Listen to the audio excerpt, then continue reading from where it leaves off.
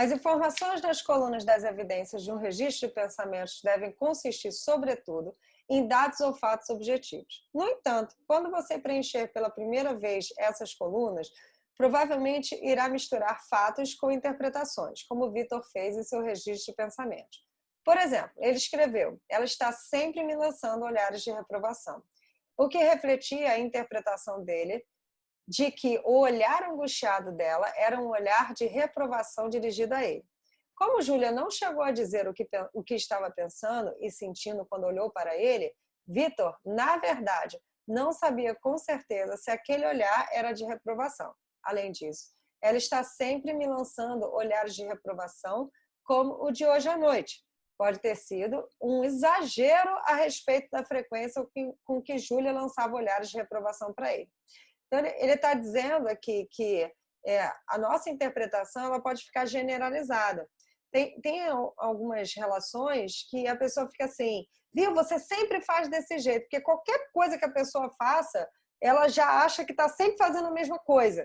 Você sempre me olha assim, então qualquer olhar fica contaminado, né? A pessoa ela contamina a relação porque uma vez aconteceu alguma coisa, ou em algum momento ela percebeu algo, e aí ela vai contaminando a relação, dizendo que é sempre da mesma maneira, é um exagero na percepção, né? Então, às vezes a gente tem esse exagero, a gente olha, a gente transborda. Vocês conhecem alguém? Não sei se vocês transbordam, ou se vocês já passaram por alguma situação que você percebe que a pessoa está exagerando. Que isso não é desqualificar o que a pessoa está sentindo, é um exagero mesmo, né? Ela olha para aquilo e transborda, ela sente de uma maneira desproporcional, né? Aquela situação, se fala, ela está exagerando. Vamos supor que aquele exemplo do rapaz que ficou chateado com o caixa do estacionamento que estava fechado e só aberto o outro. Ele foi ali, olhou, falou, ai que saco, deu a reclamada dele, parou, ficou quieto, esperou na fila. Tudo bem, foi uma reclamação que ele fez, ok. Mas vamos supor que ele ficasse, caramba, não aguento mais esse caixa, pô, que não sei o que, as pessoas não, e transbordasse. Ia ser um exagero, entendeu? Eu ia olhar para ele, eu e as pessoas, né? A gente ia olhar para ele e falar assim, nossa, esse cara está exagerando. Eu fui na loja da Samsung consertar meu aparelho, meu tablet, tinha uma mulher que estava no caixa, no balcão de informação, assim, eu vou processar vocês porque você pegou meu celular e apagou meus dados, mas gritando. E a atendente estava assim, senhora, eu falei com você que o seu telefone quebrou, então a gente tem que consertar ele, para isso ele vai zerar, né? Não tem outro jeito, não é possível, vou processar, porque tem coisa. É um exagero. A responsabilidade não era da funcionária, era dela, né? Que deixou o celular cair e quebrou de tal maneira que não tinha o que fazer. Então ela estava exagerando porque ela não estava dando conta da própria frustração, né? Dela ter quebrado o celular, né? E a menina, coitada, eu estava olhando a cena, às vezes confesso, eu fico com um olhar meio olhando, é horrível que eu vou falar, mas olhando como se fossem ratinhos de laboratório, sabe assim? Eu fico observando e falo, gente, como é que deve estar a emoção dessa garota? Né? Era uma menina, devia ter uns 22, 23 anos. Falei, o que ela vai fazer? Porque a outra tá, ó. Eu já estava incomodada, eu falei, meu Deus do céu, né? Que vai acontecer alguma coisa. E a menina sabiamente falou, eu vou lá dentro falar com... Não falou com ninguém, ela saiu lá dentro, ela bateu uma porta, assim, porque eu estava do outro lado, eu consegui ver. Mas ela teve um comportamento estratégico, ela saiu da cena para ela não transbordar, né? Porque a outra já estava transbordando. Porque uma ia ser demitida e a outra não, né? Então, ela teve que sair da cena, tá? Então, essa parte do texto está falando sobre isso, né? O quanto que ele pode estar exagerando a respeito da interpretação dele. Vamos lá. Você conseguiu diferenciar entre fatos e interpretações na folha de exercício 8.1 que a gente fez? Fatos são todas as ações descritas no início do capítulo. Qualquer pessoa que observasse Júlia e Vitor provavelmente concordaria que essas ações aconteceram. A expressão no rosto de Júlia mudou? Sim. Todo mundo olha ali e fala assim, mudou.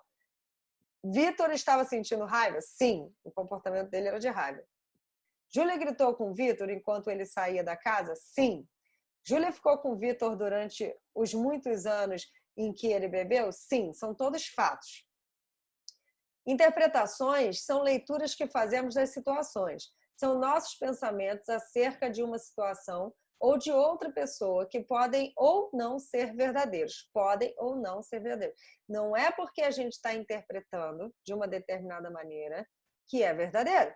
Né? A gente tem que ter essa humildade de considerar que a gente pode estar errada, que a gente pode estar interpretando de uma maneira errada. O que acontece, e que a neurociência explica, é que quando a gente sente a química da emoção do nosso corpo, o nosso corpo, ele é como se ele confirmasse para a gente o que a gente está pensando. Sabe assim? Né? Você está ali com ciúmes, né? Que eu falei do exemplo do marido da mulher. Imagina que você não esteja com ciúmes. Aí alguém chega e fala assim, onde é que está seu marido? Você não está sentindo ciúmes. Você vai falar, não sei, acho que está trabalhando. Você está sentindo ciúmes. Onde é que está seu marido? Ah, filho da mãe, deve estar transando com outra mulher. Né? E aí, que santo que vai te dizer que não? Porque você tem a confirmação corpórea, aquela sensação do frio na barriga, né? Toda aquela sensação que vem, como é físico, meio que dá uma falsa sensação de confirmação, entendeu? É como quando a gente está com medo, né? Você acha que aquilo, um elevador vai cair, um avião vai cair, ou sei lá, alguém vai te demitir, sei lá, qualquer medo que você tenha, como você sente fisicamente, aquilo se torna verdade absoluta. Só que a gente tem que entender que o pensamento ele está sim atrelado à nossa emoção, mas que não necessariamente a interpretação que a gente faz por conta da emoção que a gente está sentindo é verdadeira. Deu para entender? Tá?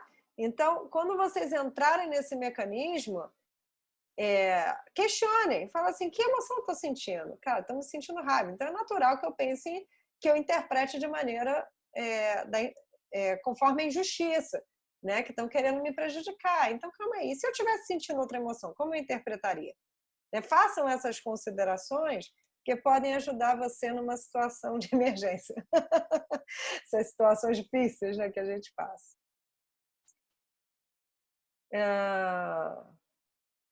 Interpretações são leituras que fazemos, voltando aqui para o texto. Interpretações são leituras que fazemos das situações, são nossos pensamentos acerca de uma situação ou de outra pessoa que podem ou não ser verdadeiros.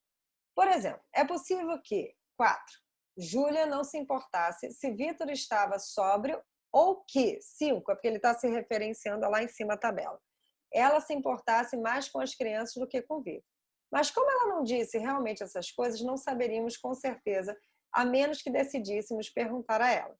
Igualmente, Júlia não sabia com certeza que Vitor não podia esperar que ela se importasse quando ele agia daquela forma.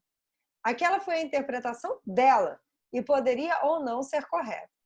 Algumas vezes precisamos reunir mais informações antes de saber se uma afirmação é um fato ou uma interpretação. Por exemplo, Vitor poderia perguntar diretamente a Júlia se ela o apoiava em relação ao AA. Além disso, poderia adiar o comportamento de beber e descobrir se conseguiria aguentar sentir raiva por mais tempo do que imaginava. A coluna 4, evidências que apoiam o pensamento quente, e a coluna 5, que a gente está trabalhando, né? Evidências que não apoiam o pensamento quente no registro de pensamentos, são planejadas, isso é importante, olha, são planejadas para ajudá-lo a testar a adequação dos seus pensamentos quentes. Adequação, às vezes a gente está tendo aquela expressão fora da casinha, né? Às vezes a gente pensa fora da casinha, a gente está pensando, mas está pensando exagerado, no extremo, né? Então, essas colunas, elas vão ajudar vocês a usar moderação. Será? Né? Será que eu não estou pensando muito extremista? Né? O que está acontecendo? A tentar encontrar um pensamento mais adequado, né? Para aquela situação.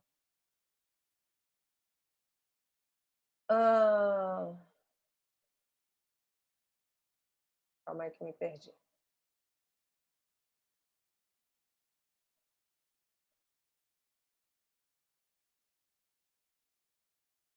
Ah, tá, achei. Aqui, tá? Calma aí, deixa eu mostrar para vocês também, que se eu me perdi, vocês se perdem juntos. Tá aqui. Enquanto você pratica o preenchimento das colunas das evidências para que seus próprios pensamentos automáticos... Opa, perdão.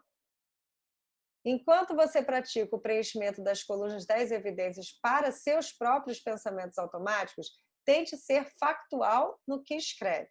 Entretanto, mesmo que inclua na coluna 4 algumas ideias que não são fatos, o registro de pensamentos será valioso se você conseguir encontrar evidências para listar na coluna 5. Tá? Então, o que ele está dizendo aqui? Que é importante você escrever na coluna 4, né? Deixar o pensamento solto, ainda que seja um fato ou uma interpretação, mas que na coluna 5 a gente coloque mais os fatos. Né? Essa coluna é uma das mais importantes no registro do pensamento, porque pede que você procure informações que não apoiam suas conclusões, que não apoiam. Meu marido não atendeu meu celular, então ele está me traindo. Aí, o que a pessoa que pensa isso faz? Qual é o comportamento? Ela vai tentar procurar onde ele está, botar GPS, né? Ir no Facebook, Instagram, para poder se acalmar. Por quê? Porque ela procura uma evidência literal, né? Ela vai ver se realmente ela quer saber onde ele está para poder se acalmar. O que o exercício propõe é que não, que você não precisa ir lá na ação, porque isso é um comportamento disfuncional, a gente, né, fica meio doida se a gente fica fazendo isso, né? Tenta controlar todas as situações e as pessoas. É que não, você não precisa ir lá na ação para poder comprovar se você está certo ou errado. A partir dos pensamentos quentes, os pensamentos de evidência, né, se é fato, se é interpretação, você pode aprender a identificar. Isso daqui é um pensamento que é um exagero. Né? Não, isso daqui está exagerado. Tá? Então, vamos lá. Voltando aqui. Evidências que não apoiam suas crenças podem ser difíceis de descobrir quando você está experimentando um estado de humor intenso. Que foi o que eu falei. Quanto maior a intensidade, mais a gente acredita que aquela emoção, que aquele pensamento que está relacionado àquela emoção é uma verdade. No entanto, examinar as evidências a favor e contra nossas conclusões é o segredo para reduzir a intensidade do nosso estado de humor. Porque o que a gente está falando aqui é do incômodo emocional, né? Que a gente tem. Olha, a mente vencendo o humor, que é o título do livro. Então, a gente não pode deixar o contrário acontecer, né? O humor vencer a mente. Né? Então, se a gente for guiado pelo nosso estado de humor, a gente pira. Porque o nosso estado de humor ele vai produzir um monte de pensamentos que estão conectados a ele. A gente tem que mudar esse jogo e falar assim, não, calma aí, deixa que meu pensamento racional vai coordenar a intensidade do meu estado de humor. Sabe quando alguém fala assim, você tem que agir com o coração? Eu falo, vou fazer igual o Cortella, cautela, calma, porque se você age com o coração, ou seja, você tem que agir com as suas emoções, né? Muitas vezes a gente mete os pés pelas mãos, porque não necessariamente agir pela emoção, não tendo uma consideração racional se aquele comportamento, a partir daquela emoção, vai ser produtivo ou não, pode fazer com que a gente faça umas besteirinhas por aí. Né? Então, vamos lá. Voltando aqui para o texto, se você observar as 4 primeiras colunas do registro de pensamentos, nos ajudam a ser mais claros e específicos acerca do que está acontecendo quando experimentamos esses estados de humor intensos. Somente quando chegamos à coluna 5, que é aquela né, que a gente vai ver mesmo se é um fato, se tem uma evidência em relação ao pensamento, é que somos solicitados a pensar sobre as coisas de forma diferente. Então, por isso que a coluna 5 é muito importante, porque você está ali preso numa situação. Aí, vou fazer outra brincadeira, tá? Em vez de você jogar tarô, entendeu? Para tentar descobrir o final da história, né? Faz isso, porque às vezes a gente vai, e eu gosto muito de tarô, tenho uma mãe taróloga, acredito em tarô, mas eu vejo muito isso no consultório. Ai, Tati, não estou aguentando, porque eu não sei o que eu faço. Né? Aí está explodindo de tanta emoção e pensamento. Marquei um tarô para mim. Eu falo, calma. Não precisa ser assim, não todas as vezes. Eu acho ótimo, acho válido, tarô, mapa astral, faço tudo isso. Mas não no desespero, porque a pessoa às vezes acostuma, né, a não confiar no próprio pensamento e a ter domínio e busca recurso externo para conseguir ter o domínio do mundo interno. Tá entendendo? Onde isso prejudica? Né? Quando você está desesperado e você busca fora, né? Tarô, compra, comida, bebida, sexo, não importa o que, se for uma coisa saudável, ótimo, você está buscando algo de fora que possa te conter. E você não está aprendendo a fazer a sua própria contenção, né, dos seus dragões, né, o que é super importante quando se trata de uma inteligência emocional. Né, a gente ter o domínio sobre os nossos pensamentos e as nossas emoções. Então, quer jogar tarô, quer fazer mapa astral, né, quer comprar alguma coisa, quer sair para beber, né, sei lá, né, faça o que você quiser fazer, mas observe o seu estado de humor. Se você está fazendo isso porque é um desespero, ou porque tudo bem, você está com vontade de fazer isso. É melhor ir com um humor mais saudável, tá? Tá. Voltando aqui para o texto. Talvez por essa razão, a coluna 5 seja frequentemente a etapa mais difícil de dominar. Algumas pessoas ficam emperradas quando chegam a ela. Que empacado. Nas dicas úteis, nas páginas 76 e 77, que a gente vai ver aqui, apresentamos algumas perguntas que você pode fazer a si mesmo para conseguir completar a coluna 5. Podem ser necessárias semanas de prática até que você tenha mais facilidade de encontrar as evidências que não apoiam o seu pensamento quente. Gente, se o próprio livro está falando que é necessário semanas de prática, a gente vai ter uns 5 minutinhos, tá? Se vocês não conseguirem, pode levar para a próxima semana, mas a gente não vai ficar aqui muito tempo. A gente vai fazer aqui, né, o exercício, uns 5 não, uns 10, 15 minutinhos, não tem problema. Mas se vocês precisarem de mais tempo, né, tenham o seu tempo, façam esse exercício em outro momento, tá? Conforme preencher mais registros de pensamentos, mais fácil será encontrar evidências que não apoiam seu pensamento quente. Gente, vamos voltar para Paulo, tá? Essa partezinha aqui, dicas úteis, que são as perguntas, eu vou deixar para fazer essas duas partes na hora que a gente for fazer o exercício, tá? Então, eu vou pular elas e vou deixar na hora do exercício para fazer sentido. Para vocês, senão vai ficar muito distante a leitura das perguntas com o momento do exercício, tá bom? Então, agora a gente vai falar um pouquinho sobre outro caso. A gente viu o caso do Vitor, né? O Vitor é o dependente, é o alcoólatra, dependente químico, que explode na raiva, na emoção da raiva. Agora a gente vai ver o Paulo, que é o humor mais depressivo, tá? E depois a Marisa, que é a ansiedade, tá bom? Então, cada caso está falando de um estado de humor, né? E aí a gente vai percebendo nos causos, como que isso pode ter a ver com a nossa estrutura, ou caso você seja psicólogo, né? Você poder olhar para os seus pacientes e perceber um pouquinho de, se ele está com esse humor, é natural que ele interprete dessa maneira. Vamos lá. Paulo, pensando melhor. Um exemplo extraído da vida de Paulo ilustra melhor a importância da utilização de evidências factuais para testar interpretações e conclusões. Aproximadamente 3 meses após iniciar a terapia, Paulo se sentiu muito triste ao voltar para casa depois de um dia que passou visitando sua filha e a família dela. Em casa, ele decidiu preencher um registro de pensamentos para compreender de forma mais precisa sua tristeza e tentar melhorar seu estado de humor. Após identificar uma série de pensamentos automáticos, decidiu que todos eles eram quentes. Ele decidiu, todos são quentes. Imagina o Paulo escrevendo os pensamentos. Só tudo pensamento quente. Você devia estar desesperado, esse Paulo.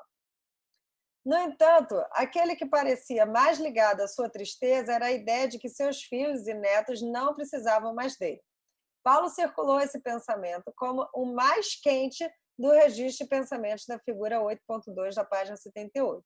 Então, o que ele está querendo dizer? Né? Que, por mais que você perceba uma intensidade alta nos registros de pensamentos automáticos, tem um que é um pensamento que é o que grita mais, entendeu? Que ele te estressa mais emocionalmente. Tá? Quando temos pensamentos automáticos negativos, em geral, não detemos em dados que confirmam nossas conclusões. Nos detemos, perdão, em dados que confirmam nossas conclusões. Antes de preencher o registro de pensamentos, os pensamentos de Paulo estavam focados nos eventos da coluna 4 que apoiavam sua crença de que meus filhos e netos não precisam mais de mim. Pensar somente em como sua família não precisava mais dele levou Paulo a se sentir muito triste. Então, olha, ele pensou, né, ele sentiu a emoção, aí interpretou dessa maneira, pensou, né, interpretação, né, esse é um pensamento pautado numa interpretação, e isso deixou ele mais triste, mais deprimido. Então, olha só, quem tem um humor mais deprimido, enxerga o futuro normalmente como se não tivesse uma solução, né? Um futuro triste, um futuro onde as pessoas não vão amá-los, né? Não vão querer estar perto. Então, a interpretação dele está baseada nesse humor depressivo.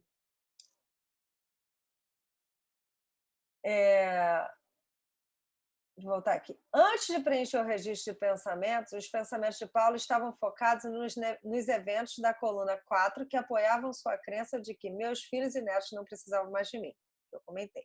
Pensar somente em como sua família não precisava mais dele levou Paulo a se sentir muito triste. Pensar nas experiências negativas é natural quando estamos deprimidos. Vamos repetir. Pensar nas experiências negativas, é natural quando estamos deprimidos. Então, se você está deprimido, é natural que você pense sobre a vida de maneira triste, né? De maneira mais angustiante. Se você está com bom humor, você vai interpretar de uma maneira diferente. A coluna 5 do registro de pensamentos requeria que Paulo buscasse ativamente em sua memória experiências que não apoiavam suas conclusões, que não apoiavam.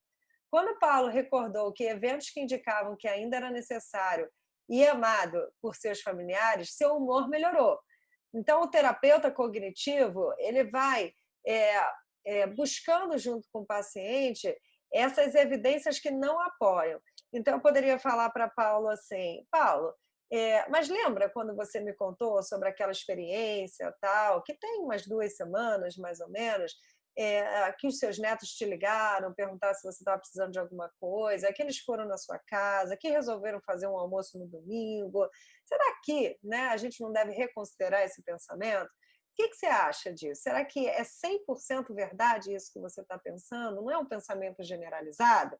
Né? Ou pode ser que algumas vezes eles até não estejam tão presentes, mas será que 100% das vezes?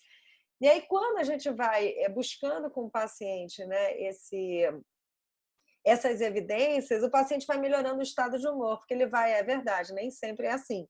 Ele vai considerando. E é como se a gente pingasse umas gotinhas do bem, sabe assim, né? Naquele humor que está tão difícil, a gente vai pingando umas gotinhas do bem e vai diluindo aquele mau humor e vai abrindo espaço para as novas considerações e mudanças do estado de humor. Tá? Voltando aqui.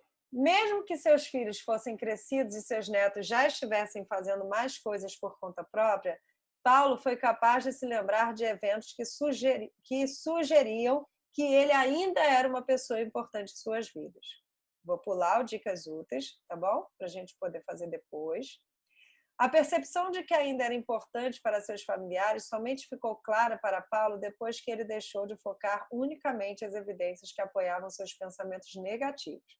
A coluna 5 o encorajou a recordar ativamente e a examinar informações e experiências que não apoiavam seus pensamentos automáticos negativos originais. Assim como Paulo, você provavelmente irá experimentar uma mudança no humor se conseguir encontrar evidências para escrever na coluna 5, tá? Então, olha só, a gente vai fazer a coluna 4, né, que está aqui, deixa eu só ler para você, evidências que apoiam o pensamento quente, que apoiam. E na coluna 5, evidências que não apoiam o pensamento quente, tá? Então, a coluna 4, ela vai dizer assim, então, quando eu penso sobre isso, pensamento quente, a evidência que eu tenho que isso é real é essa. Esse pensamento, essa evidência, perdão, ela vai apoiar o meu pensamento, tá? Então, na coluna 5, eu vou buscar evidências que não apoiam. Do tipo, é verdade, semana passada meus filhos e netos estavam aqui em casa, super se divertindo comigo e estava tudo bem. Então, o pensamento que eu escrevi, que apoiava a evidência, né, que evidenciava o pensamento quente, dizia assim: não, eles nunca me apoiam, eles nunca estão do meu lado. Mas um outro pensamento não, semana passada eles estavam aqui. Então, ele faz uma desconsideração, tá? Para encontrar essa moderação. Não é necessário responder a todas as perguntas contidas nessas dicas úteis que vocês vão ler. Não é necessário responder todas, tá? Quando você estiver completando a coluna 5, poderá ser útil responder a algumas perguntas. Conforme adquirir experiência, aprenderá quais perguntas são mais úteis e os tipos de pensamentos quentes que costuma ter. Então, essas perguntas, vocês não vão precisar responder todas elas, só que vocês entendem que fazem sentido com a sua coluna, com os seus pensamentos, tá? Então, tem algumas, mas não precisa ser respondido todos. É legal para quem quiser e não tem o livro, ou para quem tem o livro, recortar, colocar num caderno, sabe? Não precisa recortar o livro, mas a não ser que seja branco atrás e vocês queiram. Mas assim, deixar em um lugar mais em evidência para quando vocês ou tirar uma foto, né, para quando vocês estiverem numa situação e não souberem como completar as evidências que não apoiam o pensamento quente, para fazer essa desconsideração e diminuir o estado de humor, vocês tenham isso à mão, tá? Então vamos lá. Agora a gente vai para o caso da Marisa, que é o último caso, para a gente fazer o exercício. Põe-se no lugar de outra pessoa. Olha, esse exercício a gente chama de dança das cadeiras, né? A gente coloca o paciente no lugar de uma outra pessoa.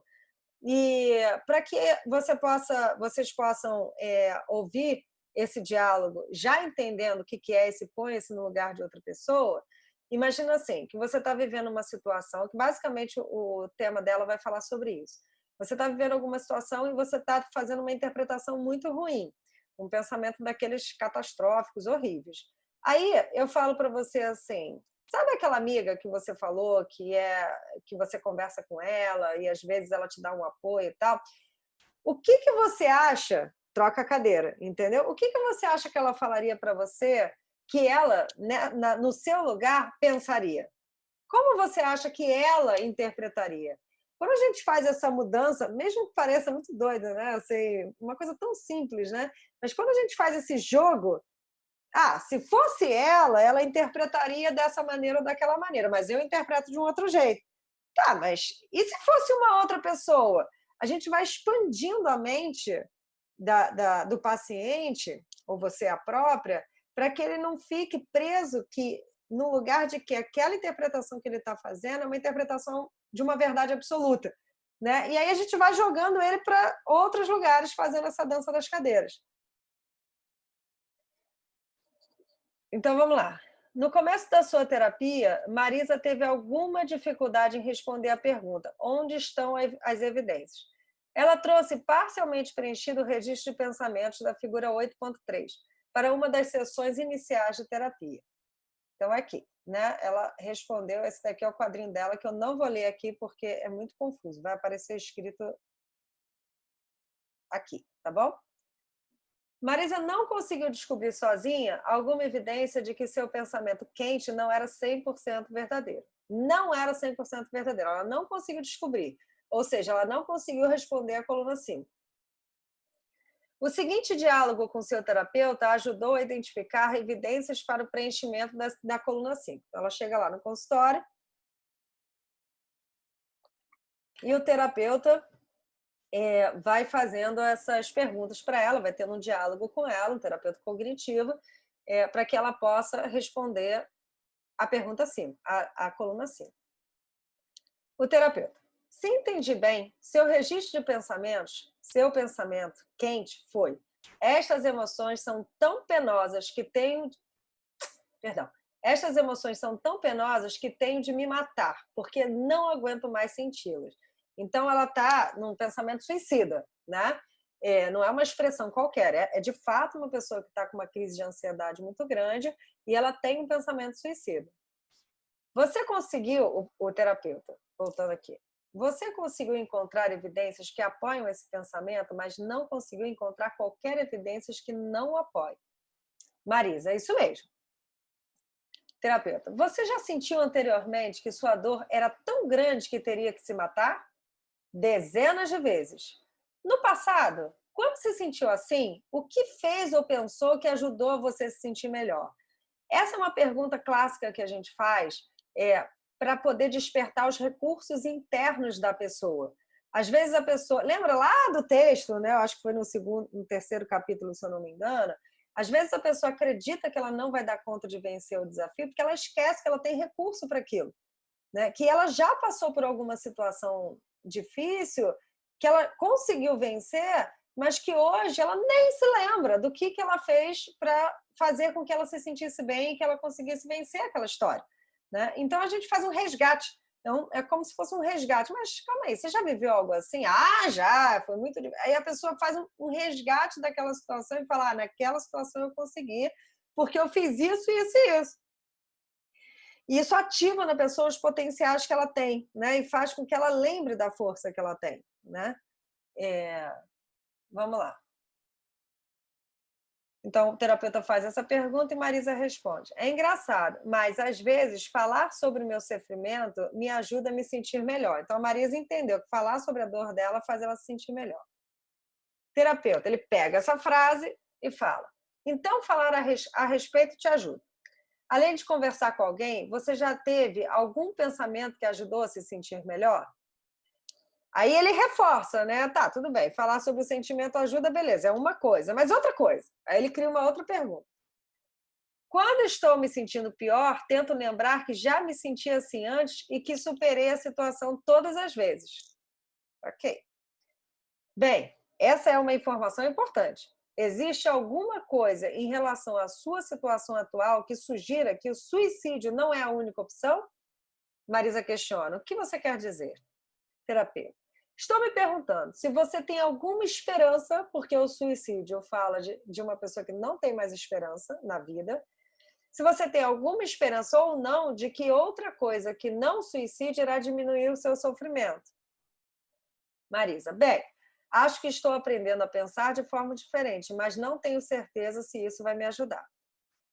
Parte de você está em dúvida se a TCC irá ajudá-la e outra parte de você tem esperança. A Marisa diz, tenho muito mais dúvida do que esperança.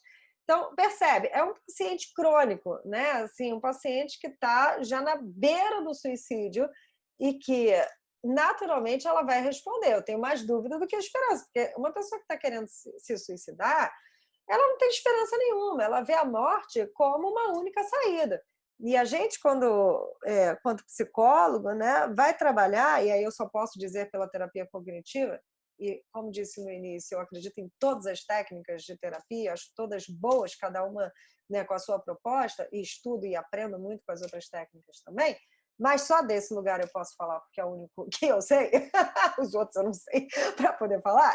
Então, deste lugar, né, a gente vai tentar fazer esse resgate junto com o paciente para que ative nele as possibilidades da esperança. Ó, tá vendo? Né? Se você pensar dessa maneira, se você ligar para alguém, se você fizer isso, outras vezes você já fez, funcionou, né? Porque esse paciente ele está duvidando de tudo, ele não acredita mais em nada. Aí o terapeuta cognitivo começa lá com as porcentagens deles, né? Em termos percentuais, quanto de você está em dúvida e quanto tem esperança de que as habilidades que está aprendendo ajudarão a diminuir seu sofrimento? Marisa diz, estou 90% a 95% em dúvida e 5% a 10% com esperança. Beleza. Eu me lembro de um caso, vou dizer para vocês esse caso, que foi super interessante. Eu comecei a atender um homem com 42 anos, que ele tinha pego uma suposta traição da mulher, que, segundo ele e ela, não chegou a concretizar, consumar o fato, né? Foi uma conversa no Instagram, tal, de duas pessoas que eram do mesmo ciclo de amizade, tudo bem, mas cortou-se o mal pela raiz e não chegou a consumar o fato. E quando eu encontrei com ele a primeira vez, ele estava assim numa crise de ansiedade absurda, muito grande, né, no desespero dessa crise de ansiedade, porque ele não queria terminar o casamento dele. A verdade é que ele amava a mulher, ama a estrutura familiar, é um homem que já teve seus pulos, né, vamos dizer assim, no passado, né, ele já teve seus pulos no passado, mas há muito tempo ele já está ali fiel a esse relacionamento. Ele já fez isso, estava passando por isso, e não queria terminar o casamento, mas estava assim com o ego ferido, né, com o machismo a mil. E eu perguntei para ele assim: tudo bem, eu estou entendendo que você tem um desespero, que você não acredita mais nesse casamento, que você quer terminar, né, que você não quer terminar esse casamento, mas que você não vê mais saída, não vê mais como. Mas vamos lá. Quantos por cento de você quer sair, ver que esse casamento não tem mais esperança por conta de tudo que aconteceu e você acha que está fadado ao fracasso? E quantos por cento de você acha que ainda tem alguma esperança que esse casamento pode ser resgatado? Ele falou 5% de esperança e 95% de fracasso. Aí eu perguntei para ele assim: e aonde você quer que eu me agarre? Nos 5% ou nos 95%? Aí ele, nos 5%. Eu falei: então, se a gente tem 5%, a gente vai aumentar esses 5%, vamos ver se a gente consegue chegar aos 100%, né?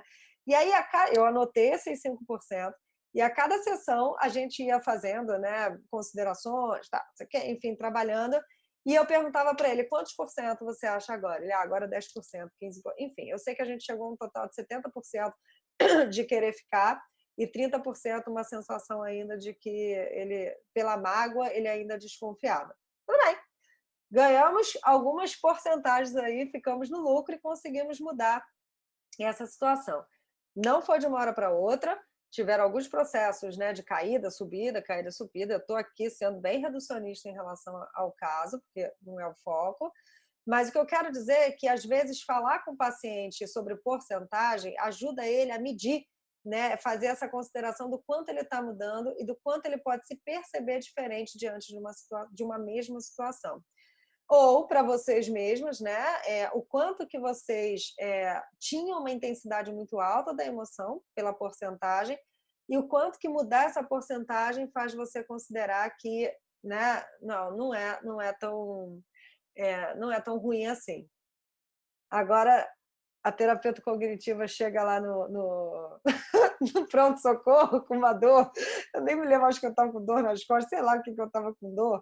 Aí o médico perguntou: mas como é que está a sua dor? Eu falei: 9.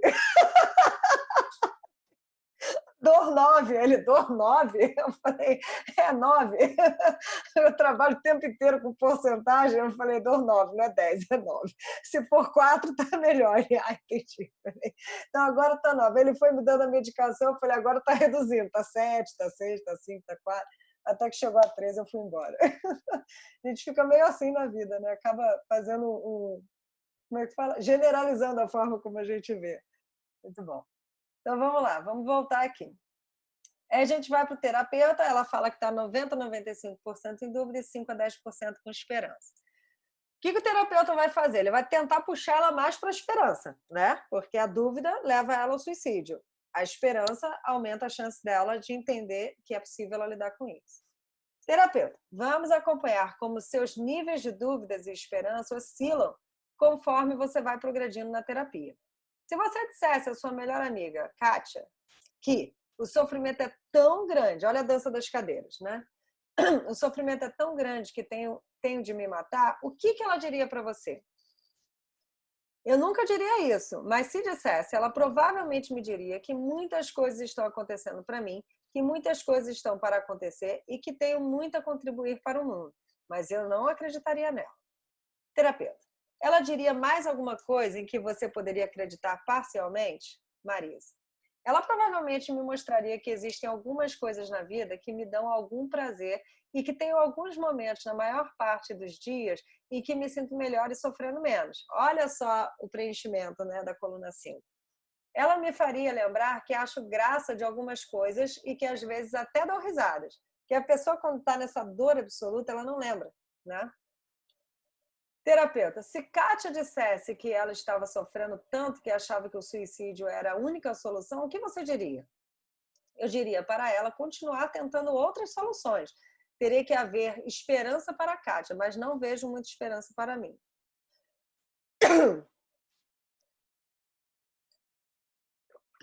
Vamos lá.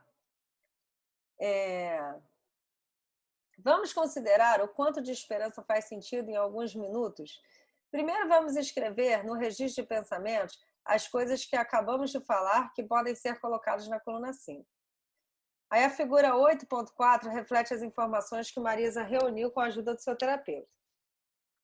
É importante escrever as evidências que você descobriu enquanto respondia às perguntas contidas nas dicas, que são aquelas dicas, tá? 76 e 77. Marisa se manteve sem esperança enquanto discutia essas evidências com seu terapeuta, mas quando escreveu seu registro de pensamentos, ela descobriu que ver tudo junto de uma vez só fazia com que se sentisse um pouco mais esperançosa e menos deprimida. Da mesma forma, você também irá tirar mais proveito escrevendo as evidências que reunir em vez de simplesmente pensar a respeito delas. Então, olha só, tem mais um caso que eu não vou ler com vocês, eu vou pedir para vocês lerem depois, porque senão eu vou passar muito do horário, tá? Vai ficar muito, muito extenso. É só mais um caso da Márcia. Eu vou passar aqui para o nosso exercício. Então, o que a gente vai fazer agora? A gente tem até a coluna 3, tá? E tem aqui, ó, aquelas perguntas que a gente já se fez, que a gente respondeu. E a gente vai fazer a coluna 4 e tentar fazer a coluna 5, tá? Olha, aqui na coluna 4 já tem circule o pensamento quente na coluna anterior, que é a coluna 3, que a gente já fez isso, para o qual você está procurando evidências. Escreva as evidências factuais que apoiam essas conclusões, ou seja, o que é fato, né? O que você olha para aquela coluna 3 e fala, isso daqui é um fato, isso apoia esse pensamento que eu tive na coluna 3. Procure escrever os fatos, não as interpretações, enquanto pratica na folha de exercício. Vocês vão escrever só os fatos, tá? Não a interpretação. Na coluna 5, faça a si mesmo as perguntas contidas nas dicas, que eu vou deixar aqui para vocês aberto aqui na tela, para descobrir evidências que não apoiam o seu pensamento quente. Então, vamos lá. Eu vou ler aqui para vocês entenderem o exercício. Assim como Márcia fez a si mesma as perguntas contidas nas dicas das páginas 76 e 77, para reunir evidências... Márcia é a outra, né, a pessoa, né? Para reunir evidências que não apoiassem seu pensamento quente, você também pode usar as mesmas perguntas para procurar evidências que não apoiam pensamentos quentes, que identificou em suas próprias folhas de exercício, que são aquelas dicas, tá? Agora, faça uma retrospectiva dessas cópias das folhas de exercício. Escolha 2 ou 3 desses pensamentos para continuar trabalhando com eles na folha de exercício 8.2. Enfim, nas próximas páginas, ou então, se você não quiser continuar trabalhando com os pensamentos que identificou nas suas folhas, você pode criar uma outra situação. Vou aqui para o que interessa. Procure listar na coluna 4 somente evidências factuais que apoiem seu pensamento quente, não suas interpretações dos fatos. Por exemplo, Pedro olhou para mim. É um exemplo de evidência factual. A afirmação, Pedro olhou para mim e achou que eu estava louco, não seria factual. A não ser que Pedro tivesse realmente dito em voz alta, acho que você está louco. Se Pedro estiver olhando em silêncio, o pressuposto de que você sabia o que ele estava pensando é uma adivinhação e pode ou não corresponder à realidade. Depois de completar a coluna 4, faça a si mesmo as perguntas listadas nas dicas úteis, nas páginas 76 e 77, para procurar evidências que não apoiem seu pensamento quente. Escreva na coluna 5 cada evidência que descobrir. O preenchimento dessas duas colunas de evidências do registro de pensamentos permite que você avalie seu pensamento quente a partir de ângulos diferentes e forneça informações que ajudam a desenvolver uma forma alternativa de ver as coisas. Então, vamos. Olha só, eu vou deixar aqui para vocês aberto essas dicas, que foi o que eu não li, tá? Dicas úteis. E vocês vão pegar a folhinha de vocês, agora é com vocês, hein? Vocês vão pegar a folha de vocês e na coluna 4, eu já falei, mas vou falar de novo só para ver se vocês têm dúvida. Na coluna 4, vocês vão escrever pensamentos que apoiam com fatos, né? Aquele pensamento da coluna 3, que são fatos. Vocês vão puxar, como se vocês puxassem assim. Só o que são fatos e não o que são interpretações. E na coluna 5, vocês vão tentar desconstruir, né? Pegar algumas evidências que não apoiam o pensamento quente, tá? E quem quiser dar uma olhadinha aí no livro, aliás, eu vou fazer assim, olha. Eu vou abrir aqui.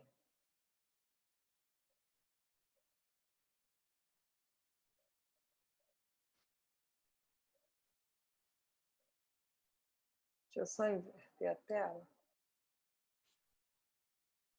Ó, eu vou deixar aqui como exemplo, tá?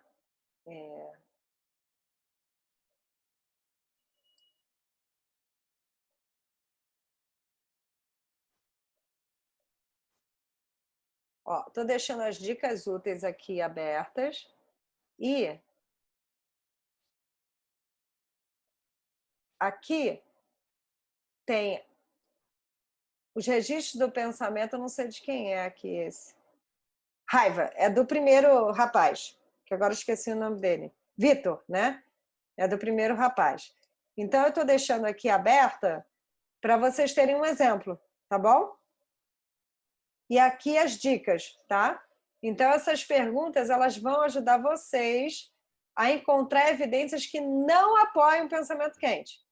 Então, na 4, evidências que apoiam, e na 5, evidências que não apoiam, tá?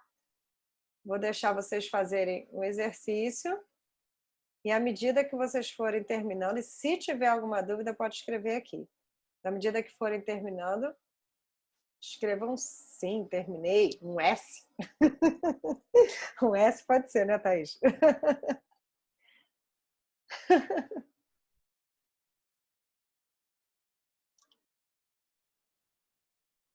A página é 70 e... Calma aí.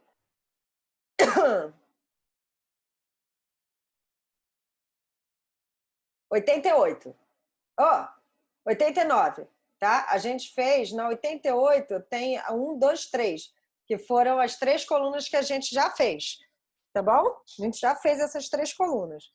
Agora a gente vai pegar a página 89 para fazer a 4, a 5 e a 6. Oh, a 4 e a 5, perdão, já estou acelerando vocês. Qual é a ideia? Que a gente chegue na 7 avaliando o estado de humor e reconsiderando a intensidade emocional. Então, aqui, página 89, tá? Então, eu vou voltar lá para as dicas. Cadê? Vou deixar as dicas abertas aqui.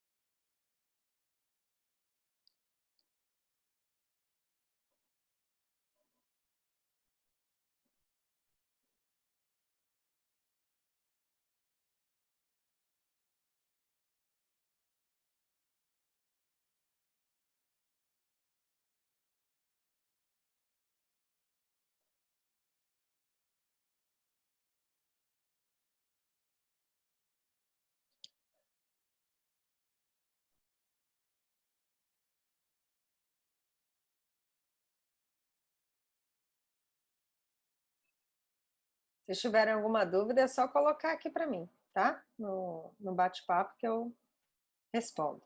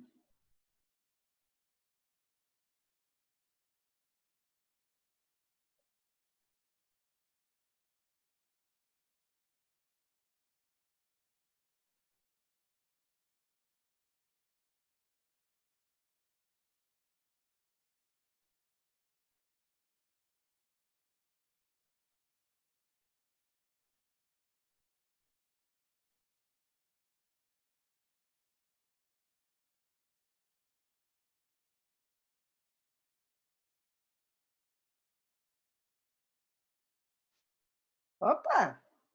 Tem gente terminando, coisa boa. Vou esperar mais um pouquinho, tá?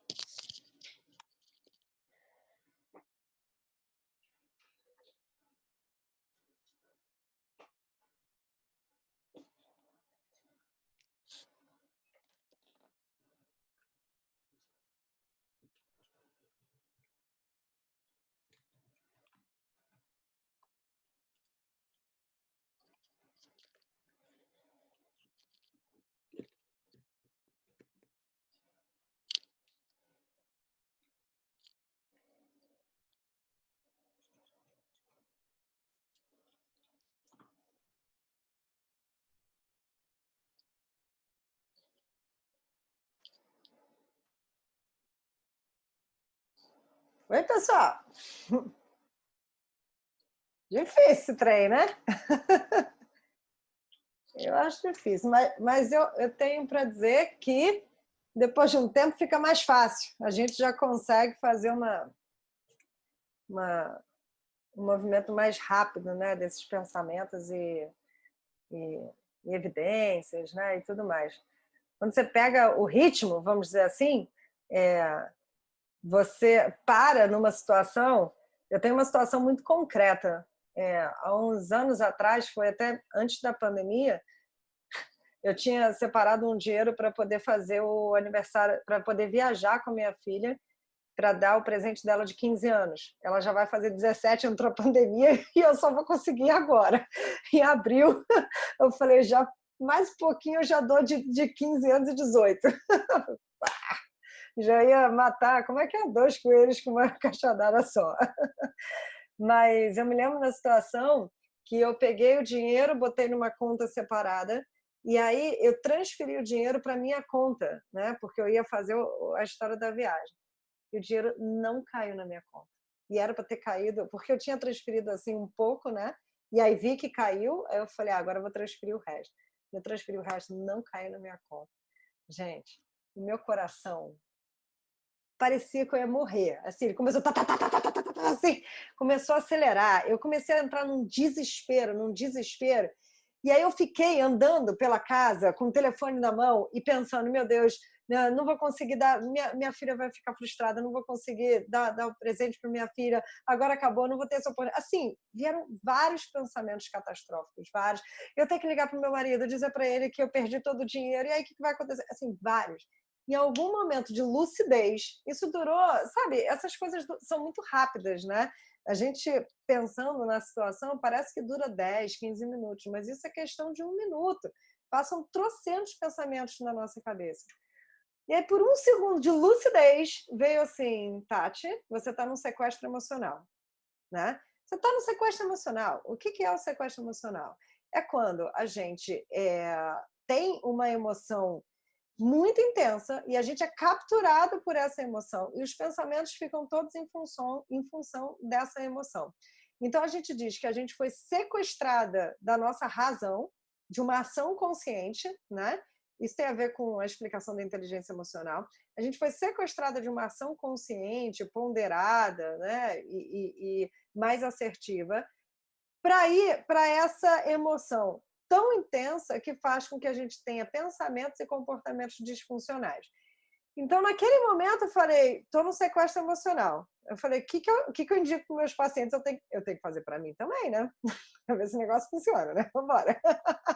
Aí, eu coloquei as minhas mãos debaixo das minhas pernas, assim, sabe?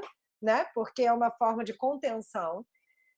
E falei, eu tenho que respirar até a intensidade emocional baixar, porque vai ser rápido, né? Dura em média uns 3 minutos para essa química baixar, se eu respiro e não boto mais o pensamento da lenha na fogueira.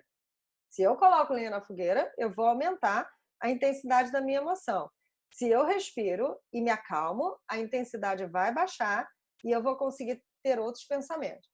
Então, eu coloquei a mão debaixo da minha perna para ter essa contenção emocional, né? Porque quando a gente está no desespero, os membros eles ganham mais sangue, porque a ideia é que a gente vá ativar, que a gente ative o nosso sistema de luta ou fuga, que serve para a gente ou sair correndo, no nosso caso é o celular, né? Mandar mensagem e tudo mais, né? Ou atacar alguém, mais uma vez, ligar, né? E tudo mais, comer, né? Ou qualquer coisa desse tipo. Ou sair correndo ou fugir, né? Mas qualquer um dos dois comportamentos levam a gente a um extremo, a um comportamento extremo. Então, eu botei as mãos debaixo da minha perna, fechei meus olhos, só prestei atenção no meu batimento cardíaco, né? Eu falei, quando o meu batimento estiver menos acelerado, quer dizer que eu estou acalmando. E aí eu falava para mim mesma, nossa, tá acelerado, hein, filho? Assim, conversando com o meu coração. Aí falava, eu ainda estou sentindo a química forte no meu corpo. Aí respirava, mas eu sei que vai diminuir. E aí ficava só no mindfulness. Não sei se vocês já ouviram falar nessa técnica, mas o que eu fiz naquele momento foi mindfulness. Falei, opa, meu corpo ainda estou sentindo, né? E respirava, até que meu coração ia desacelerando e automaticamente minha emoção ia voltando, né, a um lugar mais próximo do natural, não ficou 100%, mas quando ele foi desacelerando, eu fui me dando espaço para ter esses pensamentos que a gente vai ver nas outras colunas que eu estou mostrando aqui na tela para vocês. Ah, aqui, já está até aberto aqui, gente. Aqui, ó, 6 e 7. Tá vendo? 6. Pensamentos alternativos compensatórios. Escreva um pensamento alternativo compensatório, avalie o quanto você acredita em cada pensamento. Então, eu comecei a ter um pensamento alternativo. Em vez de ligar para o meu marido, falar para minha filha que eu não ia poder dar a festa para ela, fazer aquela estardalhaço todo, eu pensei, para qual é a primeira pessoa que eu tenho que ligar? Meu gerente do banco, né? Porque se eu transferir o dinheiro para uma conta errada, deixa eu me certificar disso e ver o que está acontecendo. E aí eu acalmei, aí eu tive essa razão, essa lucidez, porque não estava tendo na hora, só depois que eu acalmei. Liguei para o gerente do banco, falei para ele, ó, assim, ó, eu ainda estava, né? Falei, olha, eu não cheguei a zerar a minha emoção, lembra? Né? Não estabilizei por completo, mas diminuí, né, a intensidade. Aí tive essa consideração de pensamento alternativo. Falei, olha, eu estou nervosa porque eu fiz isso, eu transferi um dinheiro grande, né, de uma viagem que eu vou fazer com a minha filha, para uma conta que eu não sei qual foi, porque o dinheiro não caiu na minha conta. Ele, calma aí, senhora, tudo automático, né? Eu vou verificar para você. Aí, ai, gente, o nome da minha filha é Bianca. Aí ele falou assim, a senhora conhece alguma Bianca Auler? Eu falei, cara, é incrível. A minha sensação de prazer, de alívio, foi assim, ó, tchá! Foi um banho de água fria. Eu falei, conheço sim, é minha filha, a senhora transferiu para ela. Gente, cara, é impressionante como o nosso humor, ele vai do 0 a 80, do 1000 ao 10.000, do 0, assim, ó, só com uma informação. O que aconteceu? A minha conta corrente, a minha filha ela é menor de idade, tem clique conta e é associada à minha. Então, na hora que eu transferi, eu mudei um número. Eu olhei a conta dela. Devia ser, estou aqui pensando na minha filha, né? Vou dar o presente para ela, transferi o dinheiro para a conta dela. Quando ele falou isso, eu abri um sorriso. Então, olha como o nosso estado de humor ele pode mudar assim, ó, tchum, de uma hora para outra. Isso serve para que a gente entenda aqui. No momento que eu estou com uma intensidade emocional muito grande, se eu buscar outras evidências que não apoiem, né, para concluir com vocês a aula, que não apoiem aquilo que eu estou pensando, eu não vou mais poder dar o aniversário da minha filha, acabou tudo, meu marido vai brigar comigo, vai achar que eu sou uma maluca que transferiu o dinheiro que não prestei, eu liguei para ele, no meu caso, eu liguei para ele, porque eu precisava ligar para o banco, ele me deu essa informação, pronto, tudo aquilo. Não precisei falar nada para ninguém, só falo nas aulas, para eles não. Só depois, em outro momento eu conto essa situação. Mas naquele momento, a minha emoção de um extremo de ansiedade e medo foi para um alívio, uma alegria, um prazer, foi tudo diferente. Então, esse exemplo que eu dei para vocês, eu espero aí que vocês, quando façam esse exercício, queria ouvir um pouquinho, né, se foi fácil, se está sendo difícil, né? Depois vocês podem comentar aqui para mim. Mas o que a gente está buscando, no final das contas, é isso, né? É sair de uma intensidade, um estado de humor muito complexo para entender que não, que nem sempre aquilo que você está pensando por conta daquilo que você sente é real, né? Tem tanta evidência assim. E se a gente desconstrói, a gente pode mudar a qualidade do estado de humor, tá? Então, gente, eu vou finalizando por aqui, tá? Que seria essa paginazinha aqui, ó, dos exercícios. Logo depois disso, já vem, né, o nosso fechamento, tá? Que é o resuminho do capítulo 8, que eu mandei já no grupo para vocês. E já dei até uma palhinha, né? Na próxima aula, a gente vai aprender a criar o pensamento alternativo compensatório, tá? Que é esse movimento que eu falei aqui com vocês. A gente vai fechar a nossa tabela até o 6 e o 7, né? E depois a gente vai começar a trabalhar aqui na 10, no capítulo 10. Calma aí, fico passando página, fica meio complicado, mas Esse aqui, 9 aqui, ó. Novos pensamentos, planos de ação e aceitação. Aí a gente vai começar uma outra etapa, deixa eu abrir aqui, que é melhor, que é interessante, que é, até agora, a gente foi mais superficial, tá? Então, a gente olhou para a situação, né, específica, como se a gente tirasse a pessoa do fogo, sabe? Assim, tchuf, puxa ela, né? Quando o paciente chega para mim, ele está normalmente numa emergência, né? É muito comum as pessoas procurarem terapia cognitiva quando elas estão assim à beira de um colapso, sabe? Alguma coisa, por exemplo, tem 2 pacientes que vieram, meu Deus, preciso entregar meu TCC, não consigo, tenho, sei lá, 3 meses para fazer, entregar, não consigo, me ajuda. É uma coisa assim, pá! Né? E às vezes eu tenho que fazer 2 sessões por semana para dar liga naquilo, a pessoa vencer a ansiedade dela, ou vencer aquela situação, e depois a gente vai aprofundando, tá? Então, terapia cognitiva não é, ao contrário do que muitas pessoas pensam, superficial. Ela trata emergências, sim, né? Quando a pessoa está ali, né, numa crise, mas se o paciente topar, eu tenho pacientes que estão comigo há 6, 7, 10 anos, há muito tempo, a gente vai aprofundando e vira e mexe aparece uma questão que a gente vai um pouco mais imediatista, mas a gente pode ir aprofundando, sim. E a partir do 10º capítulo, do 11, a gente já vai encontrando as crenças nucleares, né? Compreendendo a depressão, a ansiedade, a raiva, a gente vai um pouquinho mais a fundo nesses temas.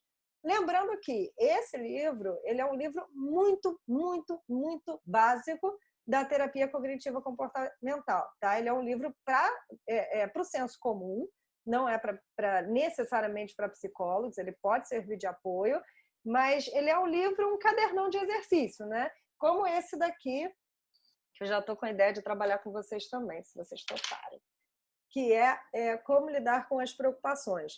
Ele tem a mesma pegada, né? Tem exercícios, leituras com exercício, tá vendo?